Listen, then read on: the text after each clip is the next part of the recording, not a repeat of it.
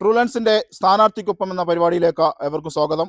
ഇന്ന് വൈത്തിരി പഞ്ചായത്തിലെ 3-ാം വാർഡിൽ മത്സരിക്കുന്ന UDF സ്ഥാനാർത്ഥി റഷീദ് കാമ്പ്രമിനൊപ്പമാണ് ചേരുന്നത്. ഏതായാലും സ്ഥാനാർത്ഥി നമ്മോടൊപ്പമുണ്ട്. പ്രചരണ തിരക്കിലാണ്, ഏതായാലും ചേരുകയാണ്. എങ്ങനെയുണ്ട് ജനങ്ങളിൽ നിന്നുള്ള വോട്ടർമാരിൽ നിന്നൊരു പ്രതികരണം? വിജയ സാധ്യത എത്രത്തോളം ഉണ്ട്? നല്ല പ്രതികരണമാണ്.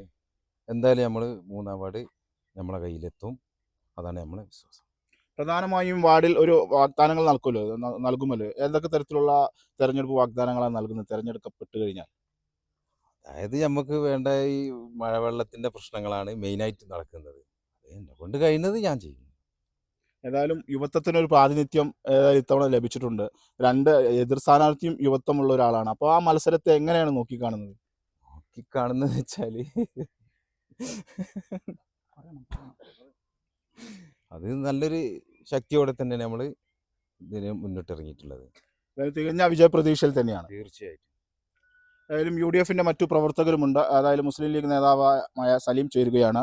എത്രത്തോളമുണ്ട് ഈ വാർഡിലെ ഒരു വിജയപ്രതീക്ഷകൾ നിലവിൽ? ഇവിടുത്തെ വിജയപ്രതീക്ഷ എന്ന് പറഞ്ഞാൽ മുസ്ലിം ലീഗിൻ്റെ വാർഡാണ്.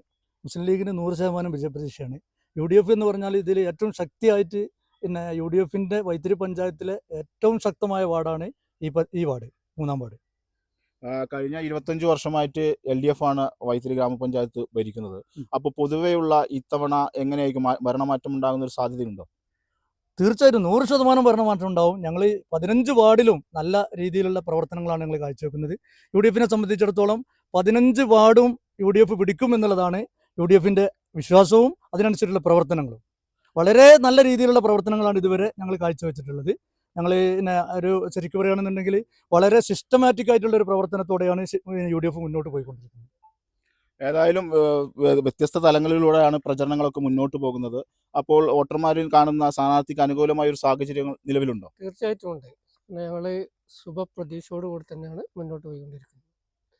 100% ഞങ്ങൾ വിജയിക്കും എന്നുള്ള ഉറപ്പിൽ തന്നെയാണ് ഞങ്ങൾ പ്രവർത്തനവുമായിട്ട് മുന്നോട്ട് പോകുന്നത്. കഴിഞ്ഞ തവണ കൈവിട്ട ഒരു വാർഡാണ്. അപ്പോൾ ഇത്തവണ ആ നഷ്ടപ്പെട്ട വാർഡ് തിരിച്ചെടുക്കുകയും ഈ പഞ്ചായത്ത് UDF ഭരിക്കും എന്നുള്ളൊരു ഉറച്ച വിശ്വാസത്തിലാണ് ഈ പ്രചരണവുമായിട്ട് ഞങ്ങൾ മുന്നോട്ട് പോകുന്നത്. ഞങ്ങൾ ഇത്തവണത്തെ പ്രശ്നം എന്ന് പറഞ്ഞു കഴിഞ്ഞാൽ ഇപ്പോൾ ഈ നിൽക്കുന്നത് മുഴുവൻ ഈ വാർഡിലെ വോട്ടർമാരാണ്.